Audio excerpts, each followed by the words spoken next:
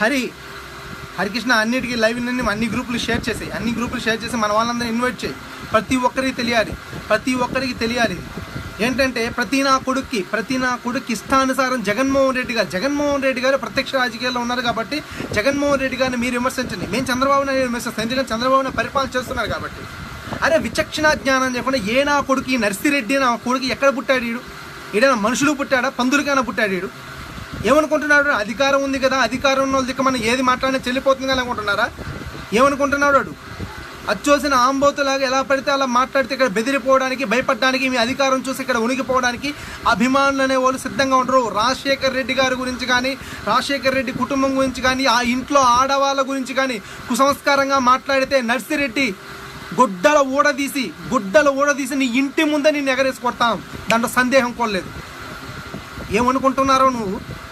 మా సహనాన్ని పరీక్షిస్తున్నారా మీరు? జగన్మోహన్ రెడ్డి గారు ఒక పక్క ఎంతో రెస్పెక్ట్గా, ఎంతో గౌరవంగా ప్రతి ఒక్కరిని గౌరవించుకుంటూ సంబోధించుకుంటూ పోతున్నటువంటి ఈ సమయంలో మీ ఇష్టానుసారంగా మీరు కుసంస్కారానికి దిగజారి మీ సంస్కారాన్ని కోల్పోయి ఎలారా నువ్వు మాట్లాడేది? నర్సిరెడ్డి ఎక్కడ పుట్టావరా నువ్వు? ఎవడికి పుట్టావరా నువ్వు? నీ బతుకేంట్రా? నీ చరిత్ర ఏంట్రా? చంద్రబాబు నాయుడు ఇంటి దగ్గర బర్రెలు కాసుకుంటూ, చంద్రబాబు ఇంటి ముందు కుక్కలు కాసుకుంటూ, ఆయన సంకనాగుతూ ఆయనకు ఊడిగం చేసేటువంటి పరిస్థితులు నువ్వున్నావు. ఆంధ్ర రాష్ట్ర జనాలందరూ లేరు కదా. ఎక్కడి నుంచో తెలంగాణ నుంచి అమరావతికి వచ్చి అమరావతిలో అభివృద్ధి జరుగుతుందని ఎలా తెలుసురా నీకు? బేకార్ నా కొడక, నీకు ఎలా తెలుసు? నీకు ఏదో కథలు చెబుతున్నావు, ఏదో తిరుపతిలో అలివేలు మంగమ్మ గురించి, లేకపోతే వెంకటేశ్వర స్వామి గురించి, ఈ గురించి చెప్తున్నావే. నీకు కడుపు కన్నం తింటే అదే వెంకట స్వామి డైమండ్ కొట్టేసాడు ఆ దొంగ. నీ పక్కనుండే చంద్రబాబు నాయుడు దొంగ గురించి మాట్లాడే దమ్ము నీకుందా? ఒరే నర్సిరెడ్డి నా కొడక, నువ్వు ఎక్కడి నుంచి వచ్చావో నేను మళ్ళా చెప్తున్నావు. నా సంస్కారాన్ని కోల్పోయి నేను మాట్లాడానంటే నువ్వు మనిషివి కాదని.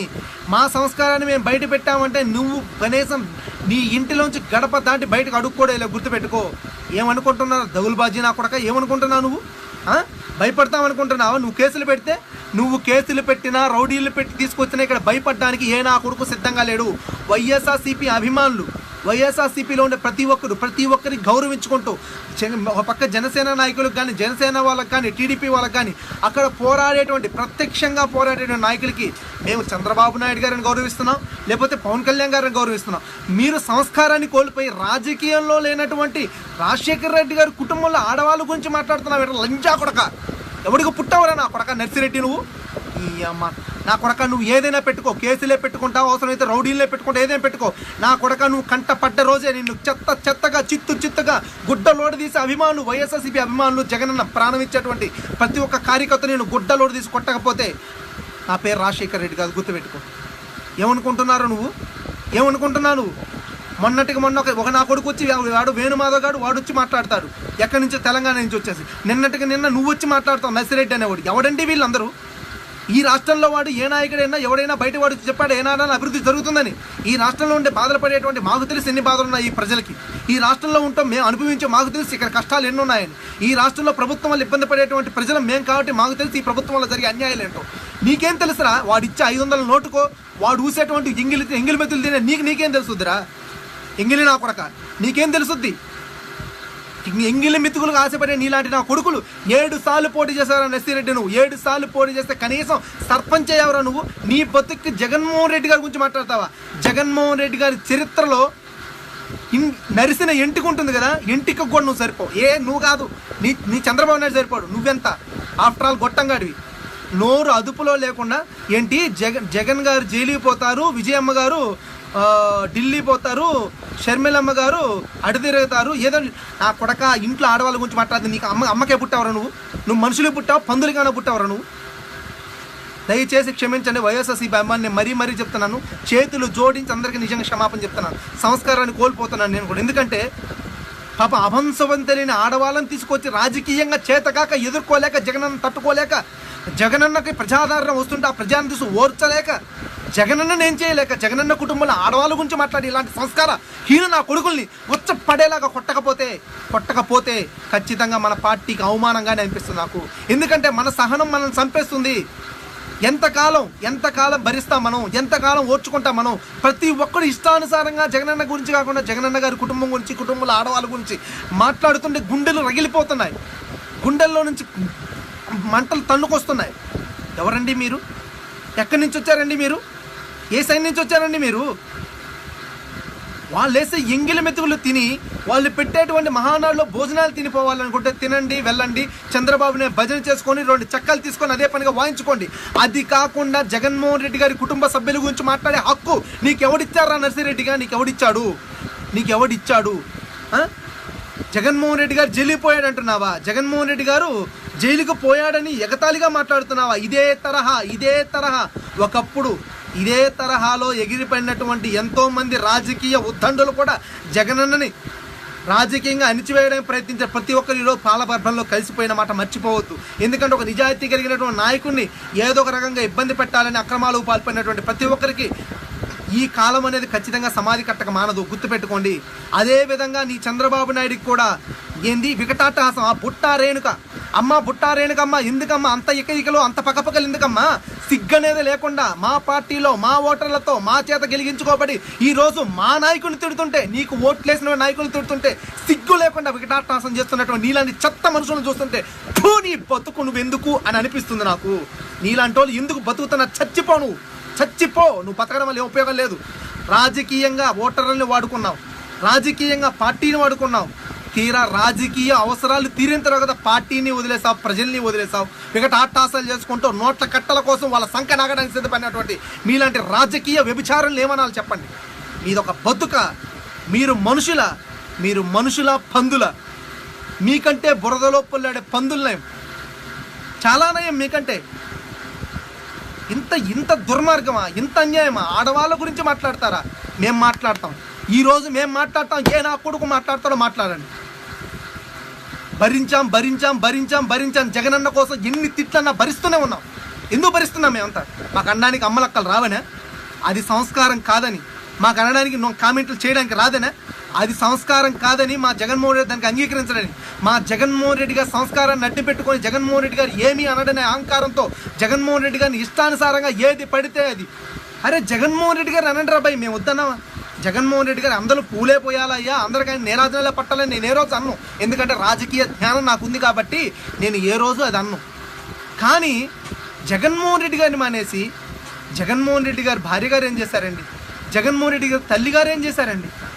జగన్మోహన్ రెడ్డి గారు చెల్లి గారు ఏం చేశారండి? వాళ్ళ బిడ్డలు ఏం చేశారండి? అరే నర్సిరెడ్డిగా నువ్వు మనుషులకే పుట్టుంటే, నువ్వు నిజంగా ఒక మనిషి జన్మం ఎత్తుంటే, నువ్వు నిజంగా నీ గురించి మాట్లాడుతుంటే నాకు నరాలు తెగిపోతున్నాయి. ఒకటైతే నిజం, నువ్వు తక్షణమే క్షమాపణ చెప్పి ఏంటి సాష్టాంగ నమస్కారం చేసిన క్షమాపణ చెప్పకపోతే నా కొడక నిన్ను ఎక్కడ కనపడితే అక్కడే వైఎస్ఆర్సీపీ అమ్మ నీ గుట్టలు పొదిసి కొట్టకపోతే మా వైసీపీ అభిమానులే కాదని ఒప్పుకుంటాం. మేము ఖచ్చితంగా చెప్తున్నా, అది తెలంగాణ కానీ ఏ ప్రాంతం కానీ ఎక్కడైనా సరే వైసీపీ అభిమానులైనటువంటి మేమందరం జగన్మోహన్ రెడ్డి గారు మీరు అవమానించే విధాన్ని తట్టుకోలేక ఓర్వలేక ఈరోజు మేము బయటకు వస్తున్నాం. ఖచ్చితంగా నీకే కాదు, నిన్ను ఈ విధంగా ఇంత నీచంగా మాట్లాడినా కూడా కనీసం ఆడవాళ్ళ గురించి మాట్లాడుతుంటే ఇది తప్పు అని చెప్పకుండా వికటాటాసాలు చేసుకుంటూ గట్టిగా నవ్వుకుంటున్నటువంటి మీ యొక్క చేతగాని తనాన్ని, మీ యొక్క ఏమంటారు చూడండి, ఒక వికిలి చేష్టాలను చూసి ప్రజలు గాండ్రిచ్చి మీ మొహాన్ని ఉమ్మేస్తున్నారు. మీదొక బ్రతుక? మీకంటే కుక్కల నయం కదా, మీకంటే పందుల నయం కదా. కనీసం వాటికన్నా ఇంగిత జ్ఞానం ఉంటుందే?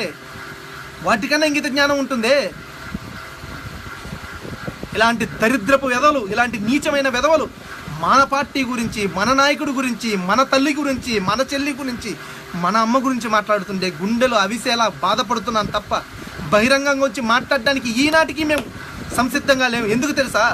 మా నాయకుడు మాకు నేర్పించినటువంటి విలువలనే మాట, మా నాయకుడు గౌరవం ఇవ్వాలని మాకు అందించినటువంటి గొప్ప స్ఫూర్తి, దానివల్ల ఈరోజు నువ్వు ఈ ఆంధ్ర ప్రాంతంలోకి వచ్చి జగన్మోహన్ రెడ్డి గారు నన్ను తిరిగి తెలంగాణలోకి అడుగు పెట్టగలిగావంటే ఖచ్చితంగా అది మా జగన్మోహన్ రెడ్డి గారు నీకు అందించినటువంటి, మాకు ఇచ్చినటువంటి గౌరవం వల్ల అది మేము మీకు ఇచ్చిన స్వేచ్ఛ అయిపోయి దాటిపోగలిగావు.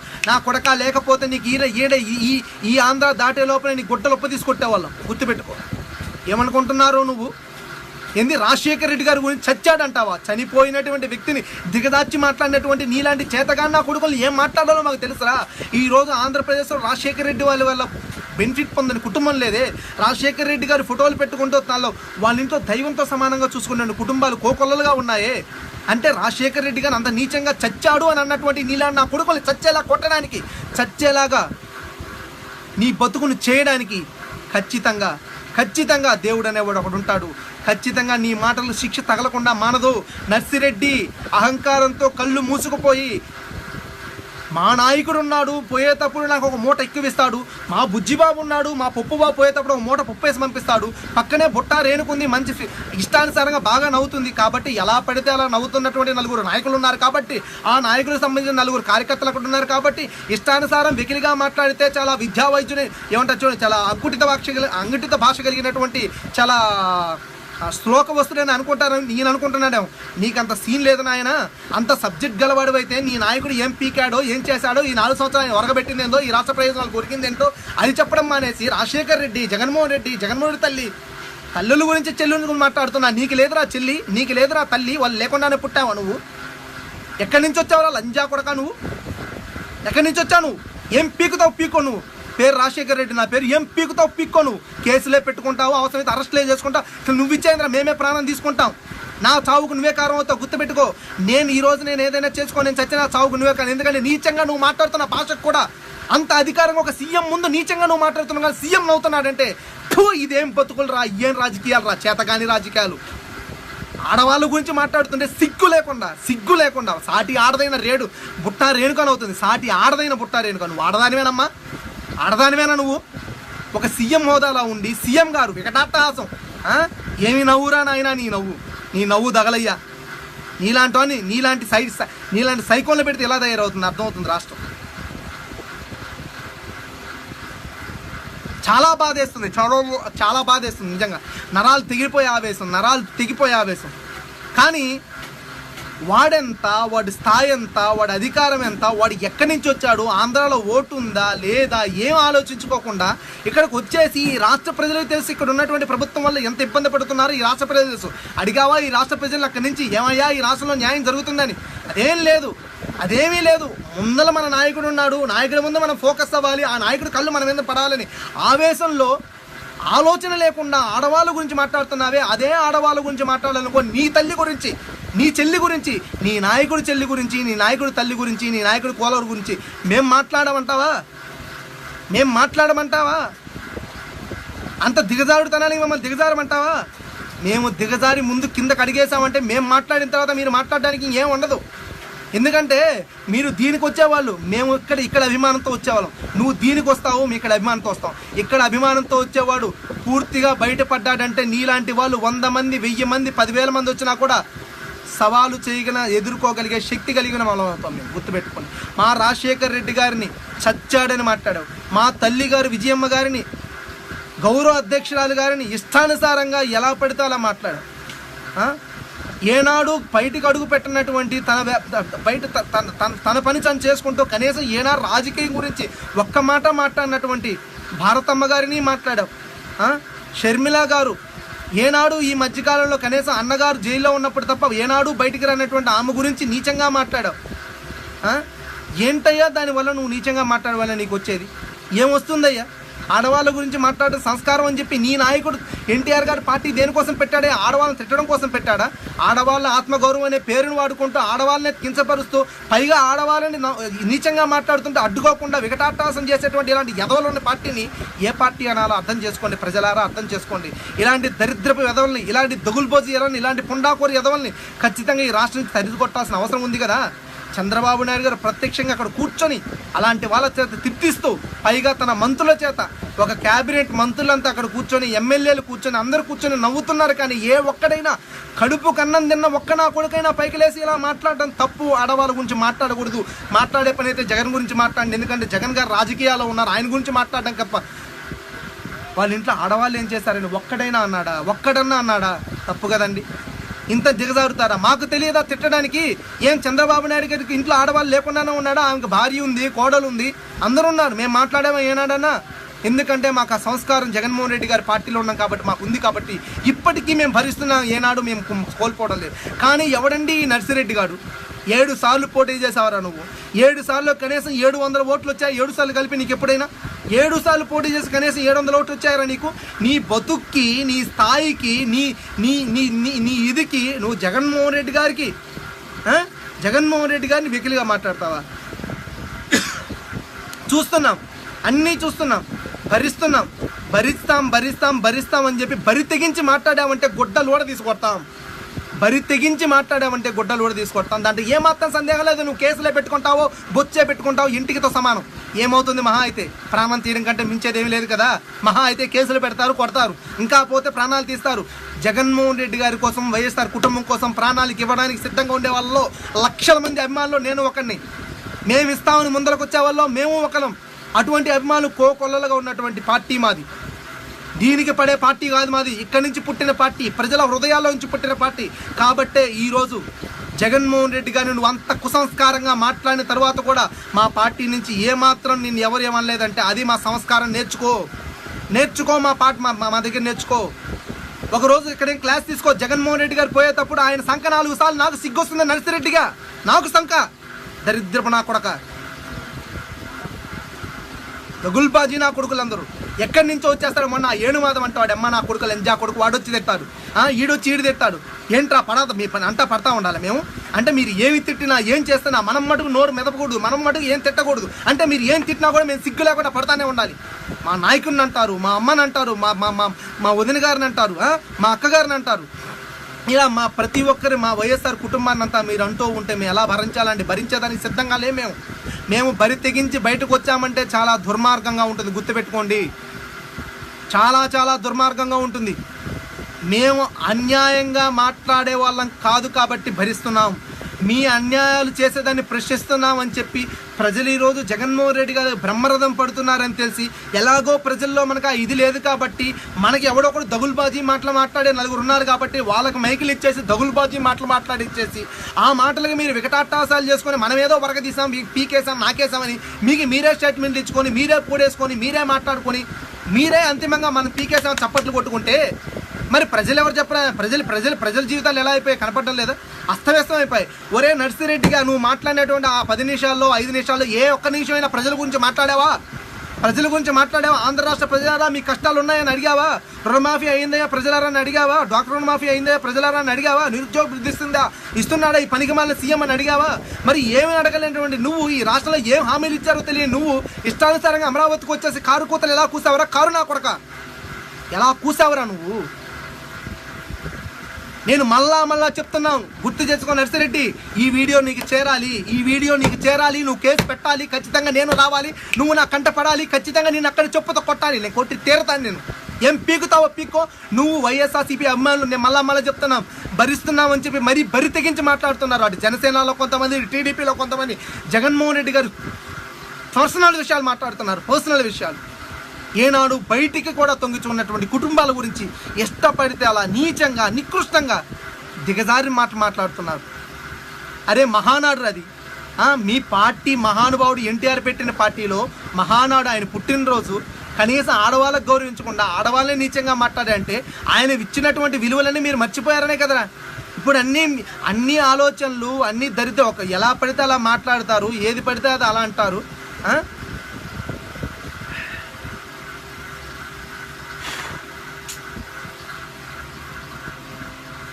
ఏం అర్థం కావట్లేదు.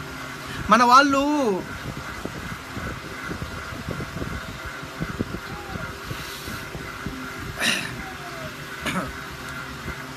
ఒక నిమిషం బ్రదర్, మనవారు కోటిరెడ్డి అంతా మాట్లాడు. కోటిరెడ్డి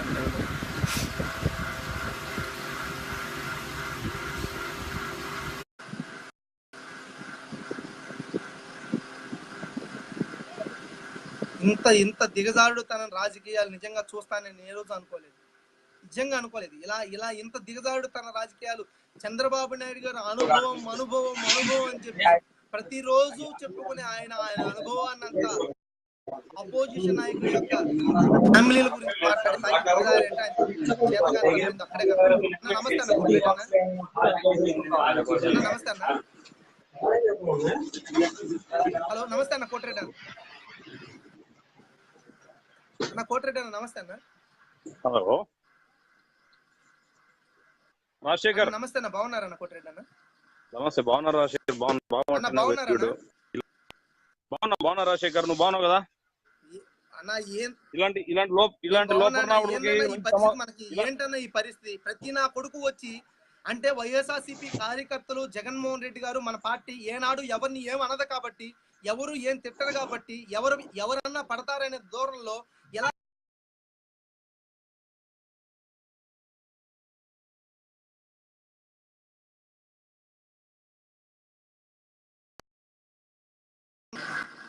దిగజారి మాట్లాడుతున్నారు, దిగజారి.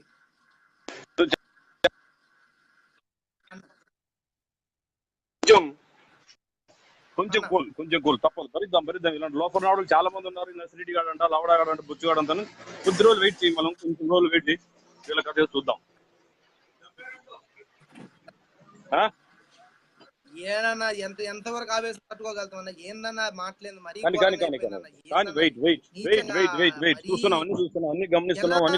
తట్టుకోగలుగుతా మనం? ఒక ఆవేశానికి కూడా కొంత ఇది అనేది ఉండాలి కదన్నా. రాజకీయాల గురించి పట్టించుకున్నారా? మాట్లాడతాడు రాజశేఖర్ చచ్చాడని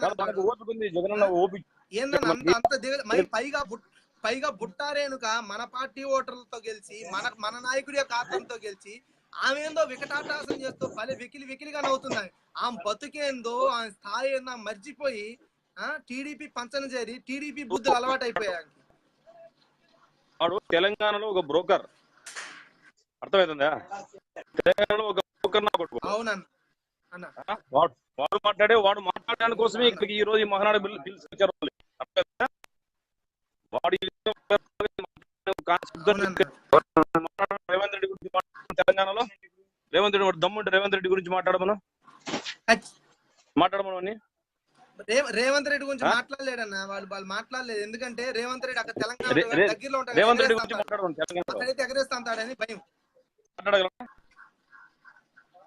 రేవంత్ రెడ్డి ఇలాంటి వాళ్ళ దగ్గర గురించి చెప్తా. అదంతా ప్లాన్ కదన్నా, వాళ్ళు కావాలని కాంగ్రెస్ తో కలవాలని పంపించారు. సారీ అన్న, కట్ అయినా. సారీ అన్న, కట్ అయినట్టుందా? వెరీ సారీ అన్న. ప్రశాంత్ రావు గారు, ప్రశాంత్ రావు, ఇలాంటప్పుడు గెలికావంటే నరాలు తీస్తా నా కొడక. ఏమనుకుంటున్నావు? ఇలాంటప్పుడు గెలికావంటే సిగ్గుమారే నా కొడకలారా. మీలాంటి దగుల్బాజీ వెదవులు ఉన్నారు కాబట్టి ఈ రోజు మీ పార్టీ కూడా సంకనాగిపోవడానికి సిద్ధంగా ఉంది, గుర్తుపెట్టుకో. ఎందుకంటే కనీస సంస్కారం లేకుండా నీచాతి నీచంగా ఆడవాళ్ళ గురించి మాట్లాడుతూ పైగా దాన్ని సమర్థించుకుంటూ మాట్లాడుతున్నారని ఇంత దిగజాడుతనమా? ఈ దిగజాడుతనాన్ని కూడా మీరు పెద్దగా ప్రమోట్ చేసుకుంటున్నారంటే దీన్ని ఏమనాలరా? దీన్ని ఏమైనా పైత్యం అనాలా, పిచ్చి అనాలా, వెర్రి అనాలా, లేకపోతే ఇంకేమన్నా అనాలా? జగన్మోహన్ రెడ్డి గారి గురించి మాట్లాడతావు, ఆడవాళ్ళ గురించి మాట్లాడతావు, మళ్ళీ ఎవడెవడో ఎక్కడి నుంచో తీసుకొచ్చి వాళ్ళ చేత మాట్లాడించలేదురా. ఈ రాష్ట్ర ప్రజల్ని నీ వల్ల మోసపోయినటువంటి 10 మంది స్టేజ్ మీదకి ఎక్కించు, నీ బాగోతాన్ని బయట పెడతారు.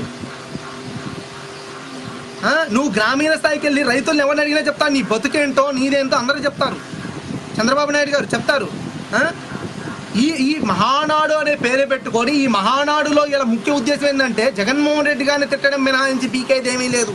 వీళ్ళ అజెండాను అదే ఇంకోటి ఏమీ లేదు. కేవలం తిట్టడం మినహాయించి ఏమీ లేదు.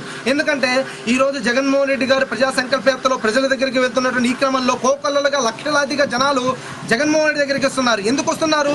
ప్రభుత్వ వైఫల్యం వలన, ప్రభుత్వం చేతగానితనం వలన, ప్రభుత్వం పనికిరాదని అర్థం అవడం బట్టి ప్రజలందరూ జగన్మోహన్ రెడ్డి దగ్గరికి వస్తున్నారు. కాబట్టి అది చూసి ఓర్వలేనటువంటి ఈ పనికి మాలిన దగుల్బాజీ టీడీపీ నాయకులందరూ ఇలాంటి దిగజారుడు మాటలకి దిగజారి మాట్లాడుతున్నారంటే దానికి ఇంకేం అనాలో నాకు అర్థం కావట్లేదు.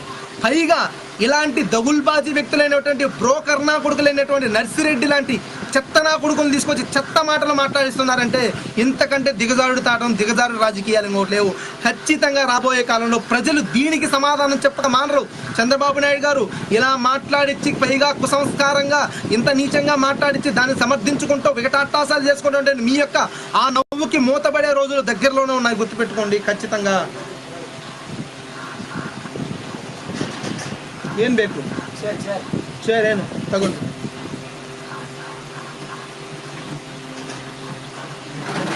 ಕ್ಲೋಸ್ ಮಾಡಿ.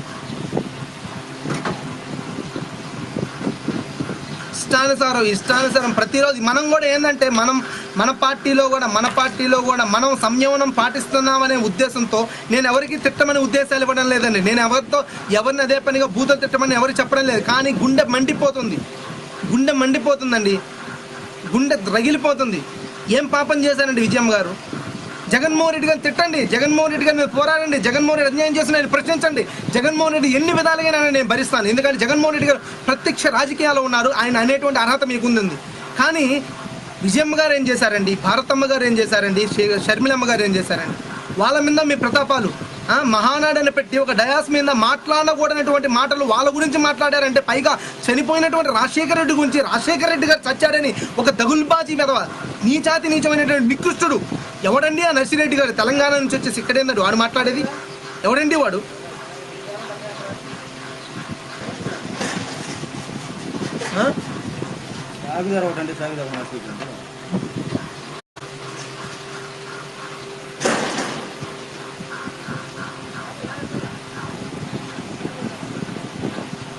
ప్రజలు దయచేసి అర్థం చేసుకోండి, దయచేసి అర్థం చేసుకోండి. నేను నా ఆవేశం చూసి ఈ అబ్బాయి ఇలా మాట్లాడుతున్నానని ఎవరైనా మన పార్టీ వాళ్ళు అనుకుంటే దయచేసి వాళ్ళందరూ నేను క్షమాపణ చెప్తాను.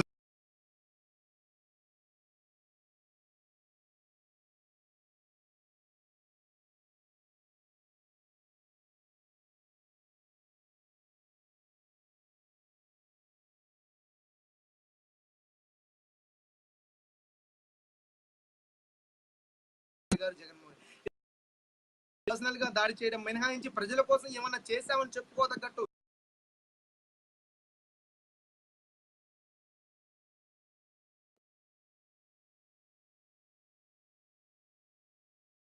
వాళ్ళు చేసింది ఏమీ లేదండి. అలాంటి ప్రజా మోసపూరితమైనటువంటి టీడీపీ పార్టీ తిరిగి రాజశేఖర్ రెడ్డి లాంటి మహానుభావులను కూడా కుసంస్కారంగా వాళ్ళ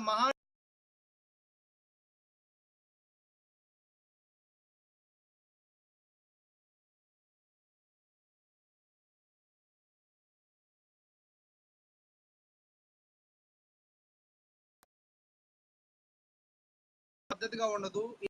ఇలాంటి నీచమైన మాటలు మళ్ళా కానీ రిపీట్ అయ్యామంటే మటుకు చెమడాలు వస్తుంది.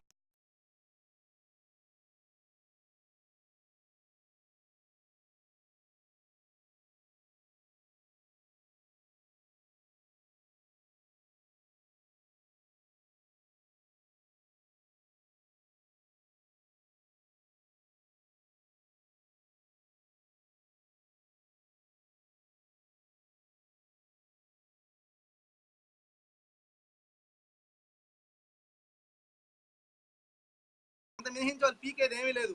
తిట్టామని చెప్పి ఏదో పీకుతాను అంటున్నారు. ఏం పీకుతారో నేను చూస్తాను ఖచ్చితంగా. ఎవడెవడో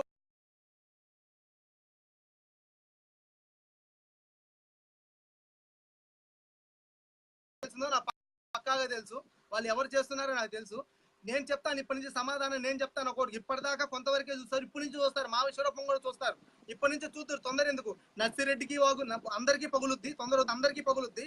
అందరికీ దగ్గరలో అన్ని రకాలుగా అన్ని వైపులుగా అన్ని నవరంధ్రాల నుంచి అందరికీ పగులుద్ది అని తెలియజేసుకుంటూ జై జగన్. జగన్ జోలు వస్తే మటుకు ఎవరికైనా తాట వదులుద్దాం, మరీ వార్నింగ్ ఇస్తూ జై జగన్, జై వైఎస్ఆర్సీపీ, జోహార్.